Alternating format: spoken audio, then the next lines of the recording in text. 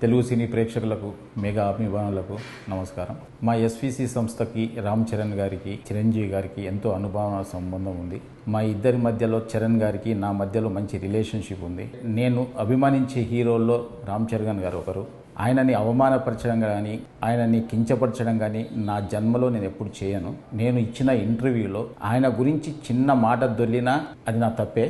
అది జరిగిందని అభిమానులు అనుకుంటున్నారు కాబట్టి వాళ్ళకి నిజంగా నేను క్షమాపణ చెప్తున్నా. చరణ్ గారికి కూడా క్షమాపణ చెప్తున్నాను. అంటే నాకున్న ఆయన రిలేషన్ని నేను పాడు చేసుకోదలుచుకోలేదు. ఎందుకంటే జనం ఈరోజు మాట్లాడుతున్న మాటలు కానీ, బయట ట్రోలింగ్స్ కానీ, అభిమానుల బాధలు కానీ నేను అర్థం చేసుకోగలను. ఎందుకంటే ఒక హీరోని అలా అన్నప్పుడు ఎవరు కూడా భరించలేరు. నేను అన్న ఇంటెన్షన్ అలా కాదు. మాకున్న రిలేషన్స్లో, మాకున్న క్లోజ్నెస్లో నేను మాట దొర్లాను తప్ప ఆయనను అవమానపరచడానికి కాదు. మాకు మెగా హీరోలతో అందరితో మాకు మంచి సంబంధాలు ఉన్నాయి. వరుణ్ తేజ్తో ఒక ఫిదా కానీ, సాయి ధరమ్ తేజ్తో 2 సినిమాలు, చరణ్ గారితో 2 సినిమాలు చేశాం. చిరంజీవి గారు ఎప్పుడు మా రాజుగారితో కానీ నాతో ఎప్పుడు మాట్లాడుతూనే ఉంటారు. ఇలాంటి అనుబంధం ఉన్న వాళ్ళని అవమానించే పర్యంత మూర్ఖుని కాను నేను. దయచేసి అందరు అభిమానులు అందరూ అర్థం చేసుకోవాలి. సంక్రాంతికి గేమ్ చేంజర్ రిలీజ్తో పాటు సంక్రాంతికి వస్తున్నాం సినిమాని ఒప్పుకోకపోయి ఉంటే, ఆయన చెయ్యొద్దు అని ఉంటే ఆ సినిమా రిలీజ్ అయ్యేది కాదు.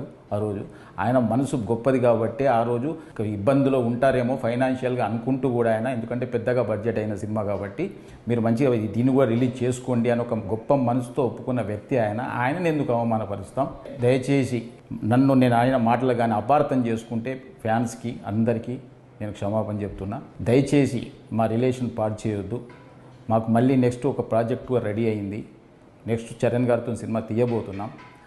అలాంటిది అనవసరంగా మా ఇద్దరి మధ్య ఈ అభిప్రాయ భేదాలు తీయకండి అని అందరినీ వేడుకుంటున్నా. చూసిన ఆంధ్ర ప్రేక్షకులందరూ కూడా గమనించాలి. నాకు చరణ్ గారికి మంచి రిలేషన్ ఉంది. నేను ఆయన గురించి ఎప్పుడు తప్పు మాట్లాడను. ఇచ్చిన ఫస్ట్ ఇంటర్వ్యూ కాబట్టి కొంచెం నాకు తెలియకుండా కూడా ఏదైనా మాట దొర్లిందేమో, అలాంటిది కూడా ఏదైనా అర్థం చేసుకోవాలని అందరికీ కోరుకుంటున్నాను. Thank you very much.